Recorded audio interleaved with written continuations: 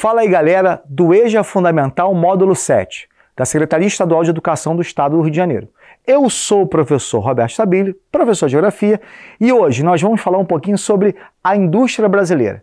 Nós vamos entender como é que aconteceu o processo de industrialização no Brasil. E aí, a gente tem muita coisa legal para falar. Principalmente o seguinte, como é que o Brasil chegou a ser um país industrializado? Primeiro, vamos entender o seguinte, o Brasil é um país industrializado, sim. Bom, tá, mas o que isso muda? Muda muita coisa. Muitos países não passaram pela Revolução Industrial. Na verdade, a primeira Revolução Industrial acontece lá atrás, na Inglaterra, no século XVIII. E esse boom, esse start da Revolução Industrial aconteceu em países desenvolvidos.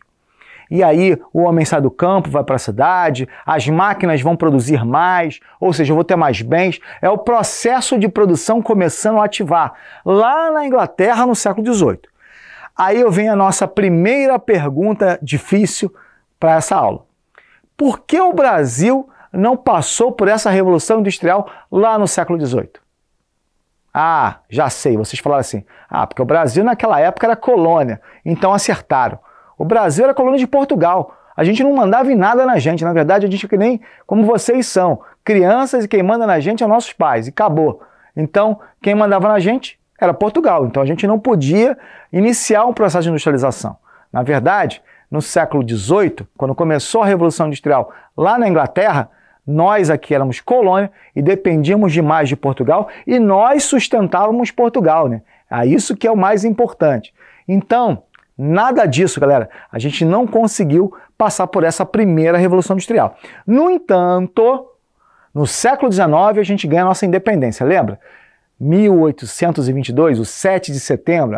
Então lembra da data. E depois disso a gente começa a ter um respiro. Eu vou até respirar mais forte, ó. Respiro de industrialização. Muito pouco para o final do século XIX. Mas aí começamos a ter um respiro de industrialização no Brasil. Mas era difícil, tá, galera? Principalmente por quê? Porque o Brasil sempre foi, e infelizmente, olha só, estou destacando o infelizmente. Infelizmente, nós éramos o quê? Um país escravocrata. Um país que tinha escravos. Então me diz qual é o latifundiário, o dono de terras, que queria trocar o escravo, de graça, por uma máquina. Ninguém, né? Então a gente continua sem industrialização nesse início do século XIX para o final do século XIX. Então estava difícil pra caramba para a industrialização brasileira sair. Nós tínhamos somente aquele suspiro que eu falei para vocês. A gente começa da seguinte forma. O Brasil começa um suspiro no século XIX. Beleza, o Barão de Mauá foi importantíssimo.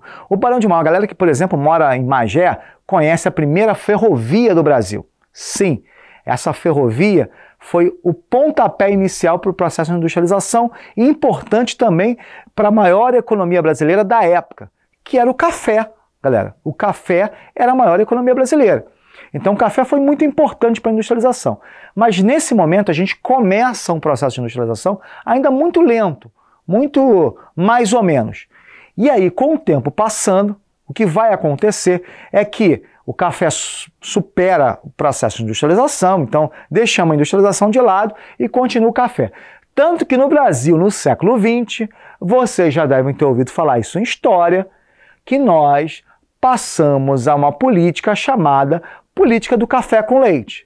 O café de São Paulo e o leite de Minas Gerais. Os presidentes faziam revezamento entre esses dois estados. Logo, com a crise de 1929, os Estados Unidos, que compravam muito nosso café, adivinha, não comprou mais. Ou seja, o café foi para o buraco. O café indo para o buraco, aquela economia que era muito importante, também foi para o buraco. Então vamos começar a pensar o seguinte, o que nós podemos fazer para melhorar a economia brasileira?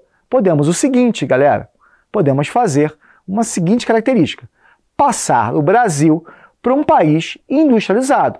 Lembra da Revolução Industrial Brasileira? Com 100 anos de atraso no século XIX? Sim, vamos ativar ela novamente. Vamos apertar o botão de ligar. Ligamos o botão, ativamos o botão Brasil Industrializado 1930. começamos esse processo de industrialização, onde o Brasil vai ter muitas indústrias brasileiras com o domínio do Estado, do governo, tudo isso nesse primeiro momento da industrialização no Brasil. Se em 1930 a gente começa o processo de industrialização, nós passamos a ser um país urbano-industrial. É a partir daí que a gente dá o nosso pontapé inicial para essa questão urbano-industrial, que eu acho que é muito importante. Aí, a partir desse processo, nós passamos a ter uma concentração industrial. Como assim? A gente utilizou um termo que a gente chama muito na geografia de substituição das importações. Roberto, não entendi. Substituição das importações. O que é isso? Eu não vou comprar mais de fora. Eu vou produzir no Brasil. E para produzir no Brasil eu preciso de quê? De transnacionais, indústrias transnacionais. Indústrias que vão fazer com que a gente consiga produzir aqui, mas essas indústrias vieram de fora. Então a gente começa dessa forma. Por exemplo, as indústrias de veículos. Olha só quantas indústrias de veículos nós temos.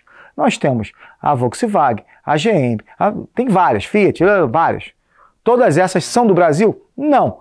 Todas essas são de fora, são transnacionais. A gente começa dessa forma.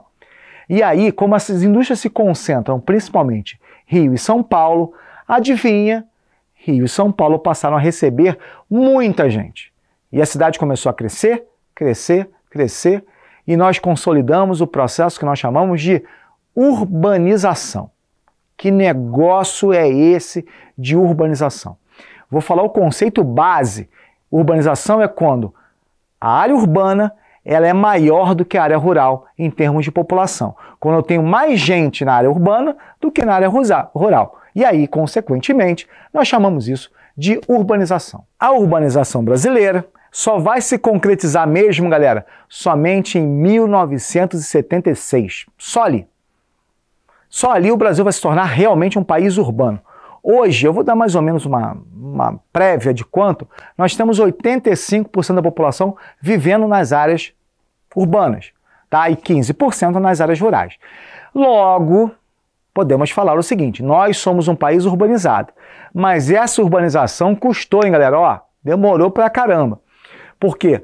Em 1930, quando a gente começou o pontapé da industrialização real, né, verdadeiro, não do século XIX, a gente tem muita gente no campo ainda. Aí mecanizamos o campo, tiramos a população do campo, trouxemos ela para a cidade. Você já deve ter ouvido falar sobre esse processo migratório chamado de êxodo rural. Então tiramos muita gente do campo e levamos para a cidade. E, consequentemente, essa galera da cidade começou a crescer, crescer, crescer. E adivinha, a gente não conseguiu controlar esse crescimento. Aqui no Rio de Janeiro, nem se fala, galera, nem se fala. Aqui no Rio de Janeiro a gente tem como característica fundamental o crescimento exagerado da cidade. Tanto que a gente tem áreas de encostas, áreas próximas aos rios, por isso que toda vez que cai aquele dilúvio é um caos na cidade. E aí eu faço uma pergunta para vocês. Vocês sabiam quantas pessoas cabem no Rio de Janeiro? Eu estou assim, não sei, Roberto. Certamente não cabem 7 milhões. Aqui no Rio, aqui na cidade do Rio de Janeiro. Certamente não cabem. É isso mesmo, galera. A gente está muito além do normal. E mais ainda, a população ocupando áreas que não deveriam ser ocupadas como as encostas. E as chamadas, entre aspas, tá, galera? O pessoal chama de comunidade e favela. Mas eu vou fazer uma pergunta para vocês, uma curiosidade antes da gente terminar. Sabe o que é favela? Ah, já sei, é morro, não sei o que, comunidade, tá? Nada disso. Favela é uma planta trazida do Nordeste para os soldados que participaram da Guerra de Canudos. Eles trouxeram essa planta, plantaram num morro, que é o Morro da Providência hoje, tá? E essa planta ficou sendo chamada, era chamada de favela, por isso que o morro passou a ser chamado de favela, Morro da Favela. E agora, toda vez que a gente olha uma área dessa forma, a gente chama de quê? Favela. Mas favela é uma planta. Tá, isso é só uma curiosidade, galera. A gente falou do Rio de Janeiro, falou da importância da industrialização. Vou falar o seguinte, a concentração industrial brasileira ocorreu aqui na região sudeste. E aí tem Rio, tem Minas, tem São Paulo, um pouquinho no Espírito Santo, mas a região sudeste. Você sabe como é dividido as regiões brasileiras? Você sabe como acontece isso? Primeiro eu posso falar o seguinte, tem uma sigla que é muito importante para isso. Chama-se IBGE, Instituto Brasileiro de Geografia e Estatística. É o IBGE que faz tudo. Lembra dos mapas que eu falei? É isso também. Os mapinhas que vocês veem do Brasil, esses mapas são do IBGE. Bom, o IBGE fez o que nessa divisão brasileira? Hoje nós temos 5 regiões diferentes. Nós temos a nossa região, que é a região Sudeste. Nós temos o nosso vizinho aqui no sul do Brasil, o Sul. Nós temos o Centro-Oeste. Nós temos o Nordeste e nós temos o Norte. Na verdade, galera, essas regiões são regiões que a gente chama de político-administrativas. São divisões feitas por estados. E esses são importantes. Por isso que eu falei que é importante o Rio de Janeiro, que é importante São Paulo. Cada estado tem a sua importância na região. Aqui, por exemplo, nós temos na região Sudeste, praticamente todos os estados são muito importantes. Mas essa divisão é fundamental. Bom, eu tenho algumas diferenças em termos de regionalização. Eu falei para vocês das 5 regiões brasileiras? Falei, né? Norte, Nordeste, Sudeste, Centro-Oeste e Sul. Tem outras divisões regionais no Brasil que colocam algumas características muito peculiares, muito mais econômicas, né? Um perfil muito mais econômico. Por exemplo, eu tenho uma região que é dividida em 3, Amazônia, Nordeste e Centro-Sul. Essa vocês ouvem falar muito nos jornais, tá? Que é uma divisão mais socioeconômica. Por quê? Porque eu divido as regiões de acordo com o seu perfil. Por exemplo, o norte do Brasil, ou a Amazônia, é uma região natural, da floresta amazônica. Tá? Em compensação, o Nordeste é aquela região que a gente sempre chamou de pobre, da seca, mas que na verdade hoje vem crescendo demais, com atividades econômicas importantes, o turismo e entre outras coisas. Mas a gente sempre faz associação, né, do Nordeste com a seca, da saída da população. Verdade, essa é uma história no Nordeste que vem ainda se repetindo durante muito tempo. Mas infelizmente, tá, infelizmente o Nordeste não é mais assim. Infelizmente que ele era, né? Prejudicou muito a população. Aqui, por exemplo, a região Sudeste sempre conhecemos como a região industrializada, como o Sul, né, os imigrantes do Sul do Brasil, aquela ideia da imigração do Sul do Brasil, os alemães, italianos e tal. O Centro-Oeste, da agricultura. Você pensa no Centro-Oeste, você pensa na agricultura, você pensa no gado, você pensa na pecuária. Ou seja, parece que cada região brasileira tem um perfil, né? Você olha o São Paulo, você olha o Rio de Janeiro, as grandes cidades, os grandes processos econômicos. Você olha o Centro-Oeste, a agricultura. Você olha o Nordeste, hoje agora mais o turismo. Inclusive, o maior produtor de energia eólica do Brasil, da energia do vento. Olha a Amazônia, você pensa na floresta amazônica, tem vários aspectos importantes aí. Então, cada região tem o seu perfil cultural diferente. Por isso que é tão importante assim. Eu falei das características culturais das regiões brasileiras. É óbvio, galera, quando a gente vai para cada região, eu sinto uma diferença no perfil. Eu, por exemplo, quando eu vou a São Paulo, eu vou muito a Brasília, vou a São Paulo.